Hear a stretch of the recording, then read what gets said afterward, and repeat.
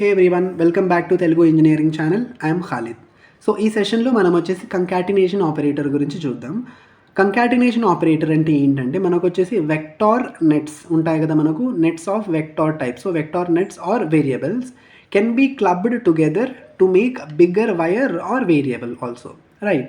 So మనం వచ్చేసి నాకు నెట్స్ ఆర్ వేరియబుల్స్ ఉన్నాయనుకోండి. ఫర్ ఎగ్జాంపుల్ నాకు ఏ అనే నెట్ ఉంది, బి అనే నెట్ ఉంది. సో ఈ రెండు నెట్స్ని నేను ఒకటిగా కలిపేయచ్చు అనమాట. ఒకటిగా క్లబ్ చేసి కంబైన్ చేస్తే నాకేమవుతుంది, కంబైన్ చేసి ఒక సింగిల్ నెట్ లాగాను లేకపోతే ఒక సింగిల్ వేరియబుల్ లాగాను నేను ఫామ్ చేయొచ్చు అనమాట. ఒక పెద్ద వేరియబుల్ అయిపోతుంది కదా. సో ఇప్పుడు ఏ అనేది 2 బిట్స్, బి అనేది 2 బిట్స్ అనుకోండి. సో నేను ఏని బిని రెండింటిని కంబైన్ చేసేసినప్పుడు ఏమవుతుంది, ఒక సింగిల్ వేరియబుల్ లాగా లేకుంటే ఒక సింగిల్ వైర్ లాగా ఫామ్ అవుతుంది కదా. సో ఇప్పుడు ఏ అనేది 2 బిట్స్, బి అనేది 2 బిట్స్ అయినప్పుడు నాకు ఫైనల్ రిజల్టెంట్ ఏమవుతుంది, నాకు 4 బిట్స్ అనే వేరియబుల్ అవుతుంది కదా. సో ఈ కంకాటినేషన్ కంబినేషన్ ఇలా చేస్తానంటే using your concatenation operator. So concatenation operators వచ్చి నేను ఫ్లవర్ బ్రేసెస్ యూస్ చేస్తానమాట. ఈ ఫ్లవర్ బ్రేస్తో స్టార్ట్ చేసి ఈ ఫ్లవర్ బ్రేస్తో ఎండ్ చేస్తానమాట.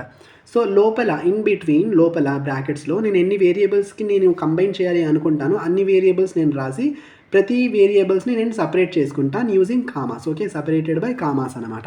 ఓకేనా. సో ఎగ్జాంపుల్ చూద్దాం ఒకటి. సో నేను వచ్చి డిక్లరేషన్ చేసుకున్నాను. సో వైర్ ఏబి అనే 2 వేరియబుల్స్ తీసుకున్నాను. ఇది వచ్చేసి నాకు 1 బిట్ వేరియబుల్స్ కదా. సో ఇవి వచ్చి నాకు 1 బిట్ వేరియబుల్స్. ఇక్కడ వచ్చేసి నేను సి అనే వైర్ తీసుకున్నాను. ఇక్కడ ఏబి అనే వైర్, ఇక్కడ సి అనే వైర్. ఇదెంత నాకు 2 బిట్స్ కదా. సో సి అనేది నాకు 2 బిట్ వైర్ అనమాట. సో దాని తరువాత నేను ఇప్పుడు ఏం చేస్తానంటే ఇది వచ్చి జస్ట్ నార్మల్గా రాశాను అనమాట. ఈ 2 lines, just ignore these 2 lines. ఆ తర్వాత ఇంకొక వైర్ తీసుకున్నాను నేను, డి అనే వైర్. సో ఇదెంత నాకు 2 బిట్స్ కదా. సో డి అనే వైర్ కూడా నాకు 2 బిట్స్ సైజ్ ఉంటుంది. సో ఇప్పుడు ఇవన్నీ నేను ఇక్కడ కంబైన్ చేశాను చూడండి. ఫస్ట్ నేను ఏ రాశాను. సో ఏ అనేది రాశాను, బి అనేది రాశాను. ఏ కమా బి కమా సి అనేది ఏంటి 2 బిట్స్ కదా. సో సి 1 డౌన్ టు 0 అని సి అంతా తీసుకున్నాను. 2 బిట్స్ కూడా తీసుకున్నాను నేను ఇక్కడ. So comma D 1 down to 0 అంటే డి కూడా తీసుకున్నాను. ఆ తర్వాత ఏంటి 1 టిక్ బి 0 అని నేను వచ్చి ఎక్స్ప్లిసిట్గా ఇక్కడైతే మెన్షన్ చేశాను అనమాట. ఇప్పుడు ఏమవుతుందంటే ఈ కంకాటినేషన్ ఆపరేటర్స్ చూసారా, ఇక్కడ వచ్చేసి ఇవి కంకాటినేషన్ ఆపరేటర్స్. ఈ కంకాటినేషన్ ఆపరేటర్స్ ఏం చేస్తాయంటే ఈ అన్ని వేరియబుల్స్ ఉన్నాయి కదా, ఈ 9 నెట్స్ ఉన్నాయి కదా. సో ఈ 1 2 3 4 నెట్స్ ఉన్నాయి, ఒక 0 అనే వాల్యూ ఉంది. సో ఈ అన్ని నెట్స్ని కలిపి ఒక సింగిల్ వాల్యూ లాగా చేస్తుంది అనమాట ఇక్కడ.